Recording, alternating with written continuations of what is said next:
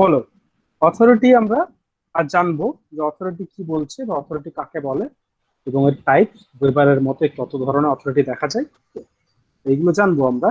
তো তোমরা বলো কেউ যে অথরিটি বলতে তোমরা কি বোঝো।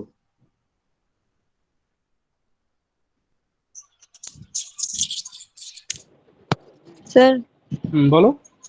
sir, the right or permission to do something.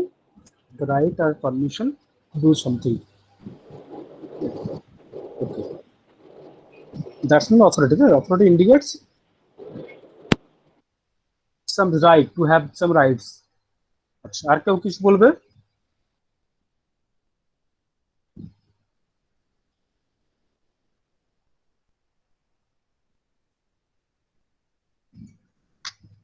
তিথি বলো, তিথি। কর্তৃত্ব বলতে কি বোঝায়?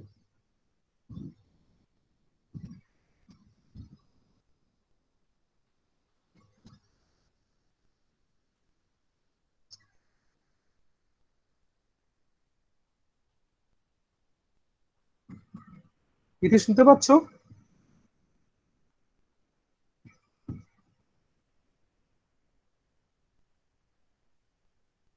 অভিজিৎ?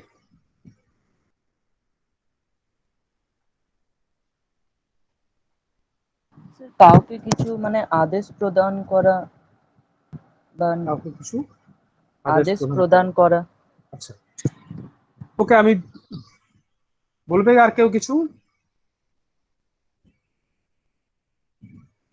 আচ্ছা, স্যার আমি দুটো কনসেপ্টের কথা, প্রজ্ঞা বলো। স্যার বলো। বলছি নিজের ইচ্ছাকে অপরের মানে নিজের ইচ্ছাকে অপরকে মানে বলা আর মানে তার আচরণকে নিয়ন্ত্রণ করার কোনো ক্ষমতাকে কর্তৃত্ব বলে কি? ঠিক আছে, ঠিক আছে, আমি ঠিকই বলছো তোমরা, কাছাকাছি। হ্যাঁ, আমি দুটো কনসেপ্ট বলে দিচ্ছি, তারপর আমি বিষয়টা আলোচনা করছি। ঠিক আছে স্যার। তার আগে আমরা দুটো বিষয় জানবো, একটা হচ্ছে পাওয়ার আর একটা অথরিটি, ক্ষমতা এবং কর্তৃত্ব।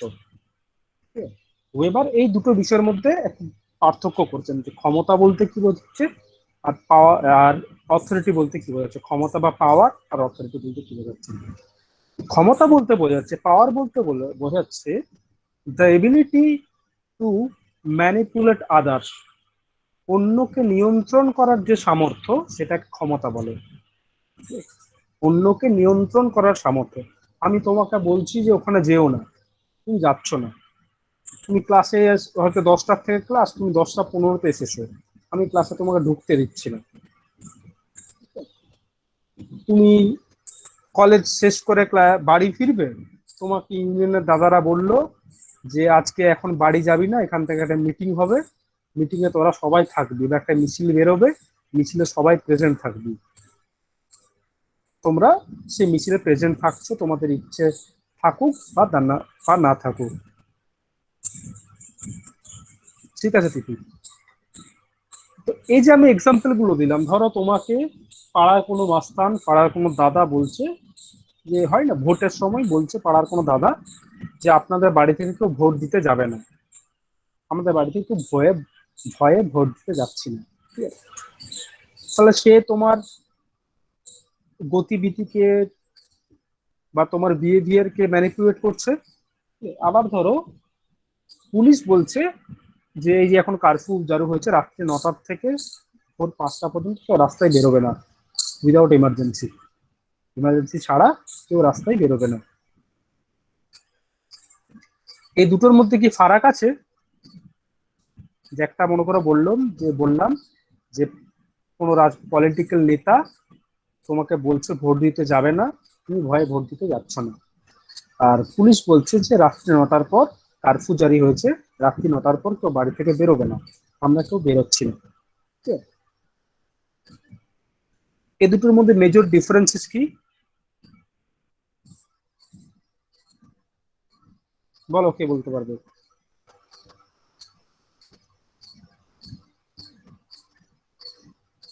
স্যার একটা হচ্ছে ওই যেটা ওই বললেন ওই ভোটের ব্যাপারটা, সেটা হয়তো মানুষ ভয়ে বেরোচ্ছে না। আর আপনি যেটা কারফিউর ব্যাপারটা বললেন, সেটা আইনটাকে মানে যে আদেশটা পুলিশের তরফ থেকে দেওয়া হচ্ছে সেটা পালন করার জন্য মানুষ বেরোচ্ছে না।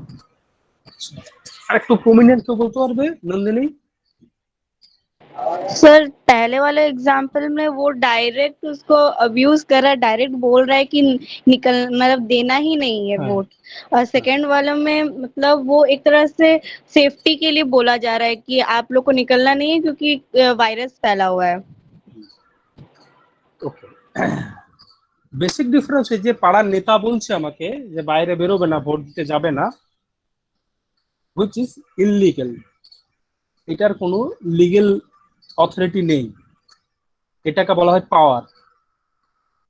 পাওয়ার বলতে বোঝাচ্ছে এভরি কাইন্ড অফ অ্যাক্টিভিটি বা every kind of ability to manipulate other, যে কোনো ভাবে অন্যকে ম্যানিপুলেট করা হচ্ছে পাওয়ার। when power becomes legalized it is called authority। যখন পাওয়ার লিগালাইজড হচ্ছে, যখন ক্ষমতাটা বৈধ হচ্ছে, তখন সেটাকে কর্তৃত্ব বলছে। পাড়ার নেতা যেটা বলছে, নেতা যে আমাকে ভোট দিতে যেতে বলছে না, নেতার কিন্তু ক্ষমতাটা লিগালাইজড নয়, নেতার ক্ষমতা ইনলিগাল। নেতারটা হচ্ছে পাওয়ার, সেটা ক্ষমতা অথরিটি নয়। কিন্তু পুলিশের ক্ষমতাটা লিগালাইজড, পুলিশ আমাকে মানা করতে পারে, তার লিগ্যাল অথরিটি আছে। টিচারের লিগ্যাল অথরিটি আছে তুমি ক্লাস থেকে লেটে এলে তোমাকে ক্লাসে ঢুকতে না দেওয়া। ঠিক আছে? অর্থাৎ ক্ষমতা বলতে বোঝাচ্ছে, অর্থাৎ যে কোনো অথরিটি কিন্তু ক্ষমতা, যে কোনো অথরিটি ক্ষমতা, কিন্তু পাওয়ার সমস্ত পাওয়ার অথরিটি নয়। ঠিক আছে? তাহলে ক্ষমতা বলতে বোঝাচ্ছে the ability to manipulate others, অন্যকে প্রভাবিত করার যে সামর্থ্য, তাকে বলা হচ্ছে ক্ষমতা। টিচার বলছে যে তুমি ক্লাসে ডিস্টার্ব করবে, নিজের মধ্যে কথা বলবে না, তোমাদের বলছি তোমরা সবাই মাইক্রোফোন অফ রাখো, তোমরা অফ রাখছো। মা বলছেন যে আমাকে এই কাজে হেল্প কর, বাবা এটা করতে বলছেন, এই সমস্ত গুলো হলো ক্ষমতা। এগুলো অথরিটি। অর্থাৎ ক্ষমতা বলতে বোঝাচ্ছে যে এবিলিটি টু ম্যানিপুলেট, যখন আমরা অন্যকে প্রভাবিত করতে পারি সেটা ক্ষমতা, সেটা লিগেল হতে পারে, ইললিগেল হতে পারে। পাড়ার মস্তানও বলতে পারে সেটা ইললিগেল, মা বাবা বলতে পারে সেটা অথরিটির মধ্যে পড়ে, বাবার অথরিটি আছে আমার শাসন করার। আর অথরিটি কাকে বলবো? when it becomes legalized, যখন সেটা লিগালাইজড হবে, যখন সেটা লিগালে পরিণত হচ্ছে, তখন সেটাকে অথরিটি পরিণত হচ্ছে, বৈধ হচ্ছে যখন সেটা, তখন সেটা অথরিটি হচ্ছে। বোঝা গেছে এতদূর? Yes sir. ওকে।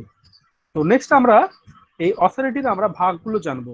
ওয়েবার কত ধরনের অথরিটির কথা বলছেন? ওয়েবার বেসিক্যালি 3 ধরনের অথরিটির কথা বলেছেন। First one is legal rational authority বা rational authority, legal rational authority. Second is traditional authority এবং third is charismatic authority. Legal rational authority প্রথম, সেকেন্ড হচ্ছে ট্র্যাডিশনাল অথরিটি এবং থার্ড হচ্ছে ক্যারিসমেটিক অথরিটি। ঠিক আছে? প্রথমটা হচ্ছে legal rational authority. Legal rational authority কোনটা? বা যেটাকে আইন নির্ভর যুক্তিসিদ্ধ কর্তৃত্ব বলা হয় বাংলাতে, আইন নির্ভর যুক্তিসিদ্ধ কর্তৃত্ব। যে সমস্ত অথরিটিটা রিটিন রুলস এন্ড রেগুলেশন দ্বারা পরিচালিত হচ্ছে, অর্থাৎ govern by written rules and regulation, this are legal rational authority. যেমন পুলিশের কর্তৃত্ব, পুলিশের কর্তৃত্ব কি কি, পুলিশ কি কি করতে পারেন, কি কি করতে পারেন না, সেটা আইনত লেখা আছে, লিখিত নিয়ম কানুন দ্বারা পরিচালিত। This are legal rational authority. যখন কোনো কর্তৃত্ব বা যখন কোনো authority written rules and regulation দ্বারা গভর্ন হচ্ছে, রিটিন রুলস এন্ড রেগুলেশন দ্বারা পরিচালিত হচ্ছে, this are legal rational authority. যেমন পুলিশের কর্তৃত্ব, কোনো মন্ত্রীর কর্তৃত্ব, কনস্টিটিউশনের কর্তৃত্ব, এগুলো হচ্ছে এগুলো হচ্ছে রিটিন রুলস এন্ড রেগুলেশন দ্বারা পরিচালিত হচ্ছে, এগুলো হচ্ছে লিগ্যাল রেশনাল অথরিটি। সেকেন্ড হচ্ছে ট্র্যাডিশনাল অথরিটি, যে অথরিটি গুলো রিটিন রুলস রেগুলেশন দ্বারা গভর্ন হচ্ছে না, বেসিক্যালি এগুলো ভার্বাল, এগুলো মৌখিক, এগুলো জেনারেশন টু জেনারেশন এগুলোকে মেনে চলছি আমরা। এগুলো অনেকটা বেশি কালচারের দ্বারা একটা জেনারেশন থেকে একটা জেনারেশন ফ্লো হচ্ছে। যেমন ধরো বাবার কর্তৃত্ব, দাদুর কর্তৃত্ব, গুরুজনকে প্রণাম করছি, এটা হচ্ছে ট্র্যাডিশনাল অথরিটি। এগুলো আনকোশ্চেন, এইগুলোকে আমরা প্রশ্ন করি না যে দাদুকে কেন প্রণাম করব, টিচারেলে উঠে দাঁড়াচ্ছি, একটা ট্র্যাডিশনে পরিণত হয়েছে। ট্র্যাডিশনাল অথরিটি, বাবার কর্তৃত্ব, দাদুর কর্তৃত্ব, ক্লিয়ার, এগুলো হচ্ছে ট্র্যাডিশনাল অথরিটি। এবার এই যে বললাম ট্র্যাডিশনাল অথরিটি বেসিক্যালি এইটা প্রজন্মের পর প্রজন্ম, জেনারেশন টু জেনারেশন ফ্লো হচ্ছে, যার ফলে একটা একটা কালচার ক্যারি ফরওয়ার্ড হচ্ছে জেনারেশন টু জেনারেশন। এগুলো আনকোশ্চেন, এগুলোকে প্রশ্ন করি না, এইটা অনেকটা কনজারভেটিভ হয়ে থাকে। ট্র্যাডিশনাল সোশ্যাল অ্যাকশন যেমন এটা ট্র্যাডিশনাল অথরিটি, একই বিষয়। ঠিক আছে, বোঝা গেল এই দুটো বিষয়, সহজ বিষয়, একেবারে ইজি। যে লিগ্যাল ভার্সনাল অথরিটি হচ্ছে যেটা রিটিন রুলস রেগুলেশন দ্বারা যে অথরিটি গভর্ন হচ্ছে, যেমন পুলিশ বা মন্ত্রী বা কনস্টিটিউশন এদের। আর ট্র্যাডিশনাল অথরিটি বাবার কর্তৃত্ব, দাদুর কর্তৃত্ব, মায়ের authority, this are traditional authority. এগুলো জেনারেশন টু জেনারেশন ফ্লো হয়ে আসছে বা generation to generation carry forward হচ্ছে, এগুলোকে আমরা প্রশ্ন করি না। ঠিক আছে, এগুলো বোঝা গেল। এবার আসছে যেটা মোস্ট ইম্পর্টেন্ট, সেটা হচ্ছে ক্যারিসমেটিক অথরিটি, বা যার বাংলা হচ্ছে ইন্দ্রজালিক কর্তৃত্ব। ঠিক আছে, ক্যারিসমেটিক অথরিটি বা ইন্দ্রজালিক কর্তৃত্ব। এই ক্যারিসমেটিক কথাটা ক্যারিসমা থেকে এসেছে। ঠিক আছে, ক্যারিসমা বলতে কি বোঝায়,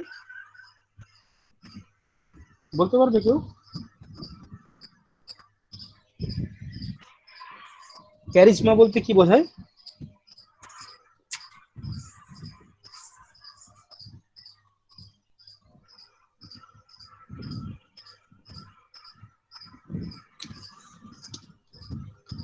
অজিত?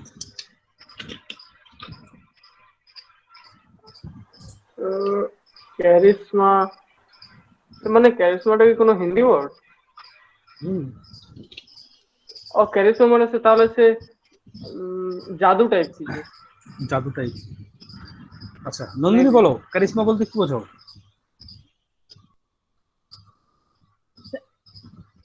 মানে বলবো, হ্যাঁ বলো। আচ্ছা যেটা কোনো কিছু আশা করা হয়নি কিন্তু হঠাৎ করে সেটা হয়ে গেল। ক্যারিসমা বলছে। আচ্ছা আচ্ছা, আর কেউ কিছু বলবে?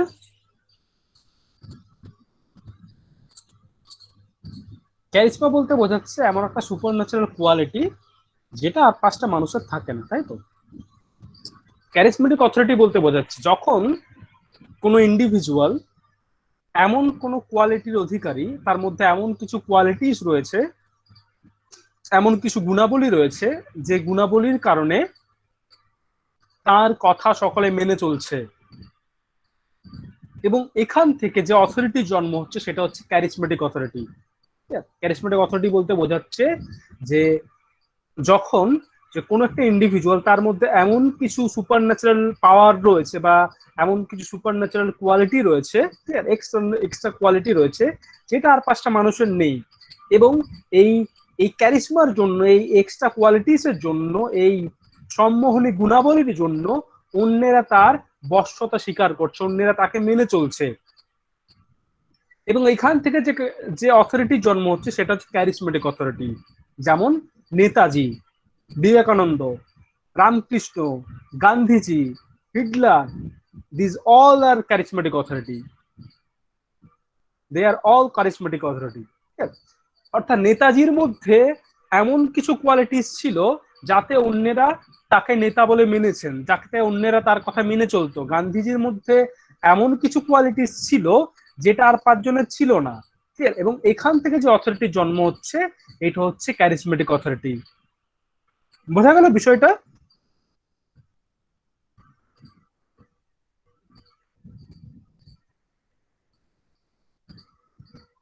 Yes, sir. বাকিটা বলো, বুঝতে পেরেছো তো? হ্যাঁ স্যার। তাহলে ক্যারিসমেটিক অথরিটি বলতে বোঝাচ্ছে যে কোনো একটা ব্যক্তি, তার মধ্যে এমন কিছু কোয়ালিটিস রয়েছে, এমন কিছু গুণাবলী রয়েছে, যার জন্য অন্যেরা তার বশ্যতা স্বীকার করে নিচ্ছে, অন্যেরা তার কথা মেনে চলছে, এবং এই অবস্থায় যে অথরিটির জন্ম হচ্ছে সেটা হচ্ছে ক্যারিসমেটিক অথরিটি। ঠিক আছে, যেমন নেতাজি, গান্ধীজি, রবীন্দ্রনাথ ঠাকুর, এছাড়া বিভিন্ন যে ধর্ম প্রচারক রয়েছেন, অনুকূল ঠাকুর বা এই সাই বাবা, এরা প্রত্যেক ক্যারিসমেটিক অথরিটি। এদের মধ্যে এমন কিছু কোয়ালিটিস ছিল যার জন্য অন্যেরা তার কথা মেনে চলছে। বিবেকানন্দ, ইভেন নরেন্দ্র মোদী, মমতা ব্যানার্জি, এরাও কিন্তু ক্যারিসমেটিক অথরিটির অধিকারী। ক্লিয়ার? যে নরেন্দ্র মোদী বা মমতা ব্যানার্জির মধ্যে এমন কিছু ক্যারিসমা রয়েছে যার জন্য মানুষেরা এরা এতটা পপুলার বা এতটা ভোট দিচ্ছে মানুষ, তাই তো? এখন অর্থাৎ নরেন্দ্র মোদী প্রধানমন্ত্রী হওয়ার পর তার অথরিটি লিগালাইজড, কিন্তু একটা সময় পর তার তার ক্রেজ ছিল, সেই ক্রেজের জন্য তো মানুষ তাকে প্রধানমন্ত্রী প্রার্থী করেছিল। বা মমতা ব্যানার্জির মধ্যে একটা ক্রেজ ছিল তো মুখ্যমন্ত্রী হওয়ার আগে পর্যন্ত, সেজন্য মানুষ তাকে ইলেক্টেড করেছে বা তাকে নির্বাচিত করেছেন। এগুলো হচ্ছে ক্যারিসমেটিক অথরিটি। বোঝা গেল বিষয়টা? যে কোনো একজন ইন্ডিভিজুয়াল, তার মধ্যে এমন কিছু কোয়ালিটিস রয়েছে, তার মধ্যে এমন কিছু গুণাবলী রয়েছে যে গুণাবলীর কারণে অন্যরা তার কথা মেনে চলছে এবং একটা অথরিটি জন্ম হচ্ছে, ট্র্যাডিশনাল বা ক্যারিসমেটিক অথরিটি। এবার এখান থেকে আরেকটা কনসেপ্ট আছে, এই যে ক্যারিসমেটিক অথরিটির থেকে এই কনসেপ্টটা আসবে। ওয়েবার যেটা দিচ্ছেন যে রুটিনাইজেশন অফ ক্যারিসমা। এই যে ক্যারিসমেটিক অথরিটি বললাম, এখানেও কিন্তু এটা কোনো রিটিন রুলস রেগুলেশন দ্বারা পরিচালিত হয় না। এখানে কি হয়, এখানে ওই যে ক্যারিসমেটিক অথরিটির অধিকারী ব্যক্তি, তিনি যেটা বলেন সেটাই রুলস। ফরওয়ার্ড ব্লকে নেতাজি যেটা বলেছিলেন সেটাই আইন, সেটাই নিয়ম। রামকৃষ্ণ মঠে বিবেকানন্দ যা বলে গেছেন, রামকৃষ্ণ যেটা বলে গেছেন সেটাই নিয়ম। অনুকূল ঠাকুরের সৎসঙ্গে অনুকূল ঠাকুর যেটা বলে গেছেন সেটাই নিয়ম।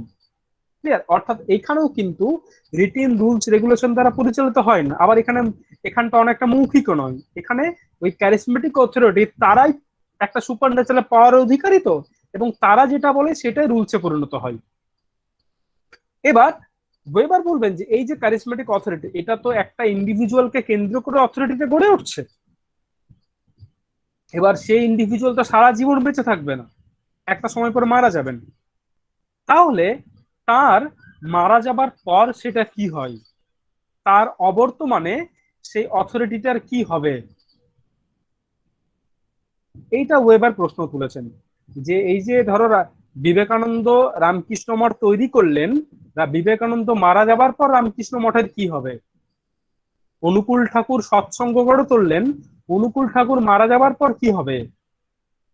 নেতাজি ফরওয়ার্ড ব্লক গড়ে তুলেছিলেন, নেতাজির পরবর্তী অবর্তমানে ফরওয়ার্ড ব্লকের কি হবে? This is a valid question. এটা একটা ভ্যালিড প্রশ্ন ওয়েবার তুলেছিলেন, এবং ওয়েবার বলছেন যে এদের এদের অবর্তমানে এই অথরিটিটা কি ডিমোলিশড হয়ে যাবে, অথরিটিটা কি থাকবে না না থাকবে? থাকলে সেটা কিভাবে থাকবে? কারণ এতদিন পর্যন্ত তো এরা যা বলে এসেছে সেইভাবে তো অথরিটিতে চলেছে। গান্ধীজি যা বলছেন তাই মেনে চলেছে মানুষ। বিবেকানন্দ যা বলেছেন সেটাই নিয়ম হয়ে গেছে, রামকৃষ্ণ যেটা বলেছেন সেটাই নিয়ম হয়েছে। তখন কি করা হয় এই অবস্থায়? এবার ওয়েবার বলছেন যে না, এদের মারা যাবার পর বা এদের অবর্তমানে এই ক্যারিসমেটিক অথরিটির যারা অধিকারী, তাদের অবর্তমানে বা তাদের মারা যাবার পর কিন্তু অথরিটি অ্যাবলিশড হচ্ছে না। কারণ এই যে অথরিটিটা গড়ে উঠছে, অথরিটিটা গড়ে ওঠার মানেই হলো সেখানে অনেক মানুষ ইনভলভ রয়েছে, অনেক মানুষের ইন্টারেস্ট জুড়ে রয়েছে। সৎসঙ্গ যদি আজকে উঠে যায়, অনেক মানুষ না খাইতে পেয়ে মারা যাবে, কারণ এই ধাপ্পাবাজিটার সাথে অনেক মানুষ জুড়ে রয়েছে। সৎসঙ্গের কারা কারা মেম্বার বলো?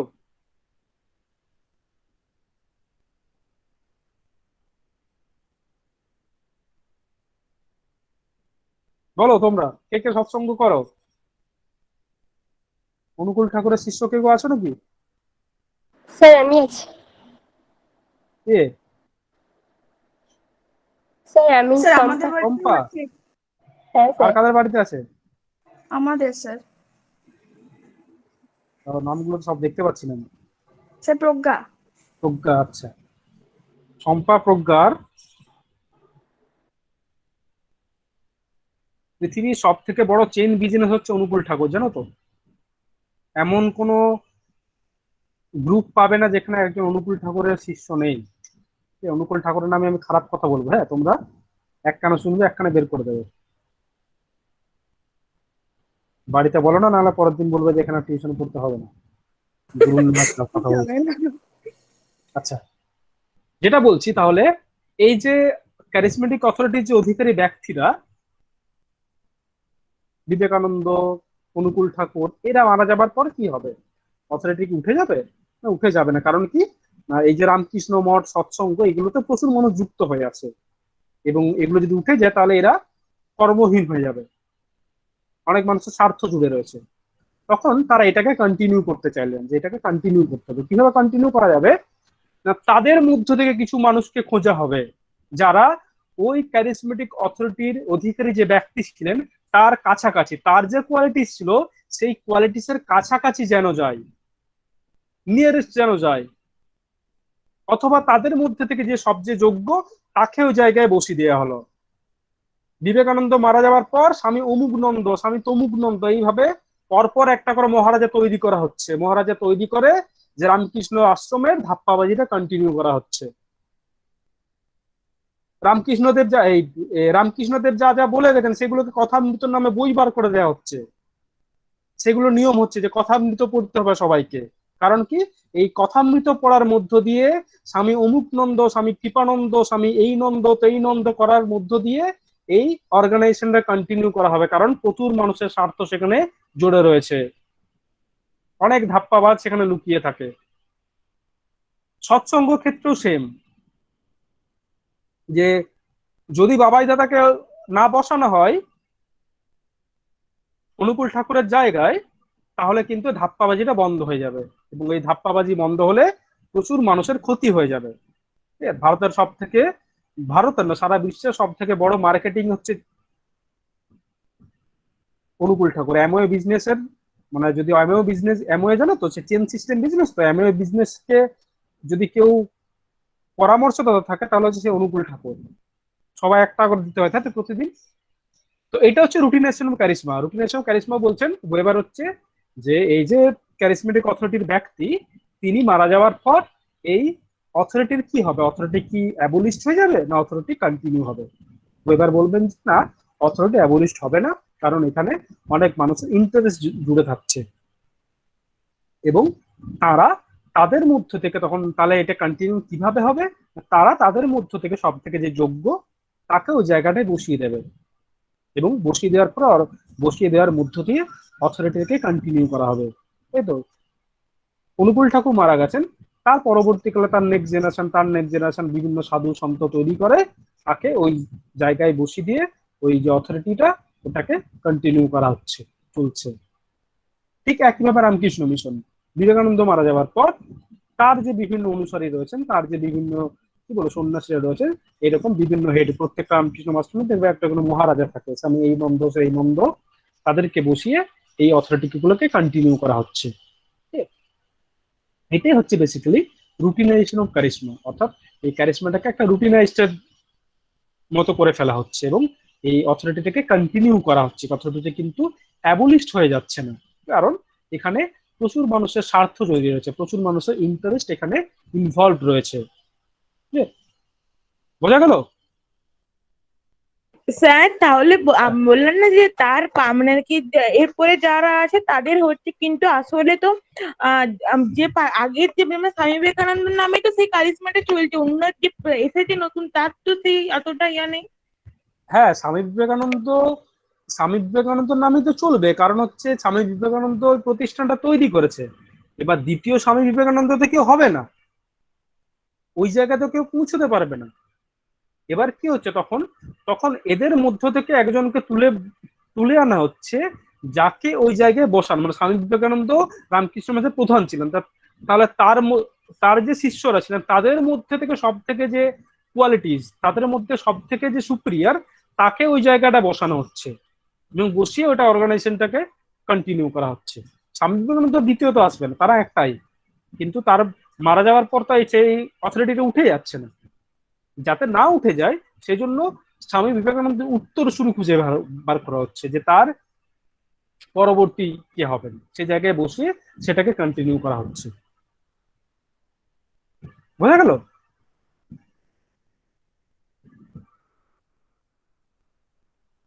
বোঝা গেল তিথি? হ্যাঁ স্যার। আচ্ছা, আর কারো কোনো প্রশ্ন রয়েছে?